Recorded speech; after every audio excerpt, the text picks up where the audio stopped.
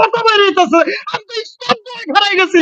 আমার মনে কোনো জবান নাই যে এইটাই আমার বাপে এই কাম করলো কেমনে। এই তোমার বিয়ের যদি এতই শখ উঠবো, তুমি আমাকে দুই ভাইয়ের এক ভাইরে কইতে পারলা না? আমরা 10 জীবন ধরে তোমার বিয়ে করাইতাম, তারপরে তো এই জঞ্জালটা গেড়ে আনতাম না নতুন করে এটা। হ্যাঁ, বিয়ে তুমি করতেই পারো, কিন্তু 5 বছর বাচ্চা হইতে তুমি কেমনে বিয়ে করলা? হ্যাঁ, আমার দুই ভাইয়ের তো মধ্যে দর্শক, গ্রামে। আসলে মূলত ওনার যে দুটি সন্তান আছে, ওনারা কিন্তু আসলে মান সম্মান ইজ্জত নিয়ে একটি বিপাকে পড়ে গেছে। তো আমরা এখন চলে যাব একটু এদিকে আমাদের কাকির কাছে। তো কাকি, আপনার 65 বছর বয়সে বিয়ে বসার মানে শখ জাগলো, ব্যাপারটা বুঝলাম না। সাথে আবার একটা বাচ্চাও আছে, এর কারণটা কি?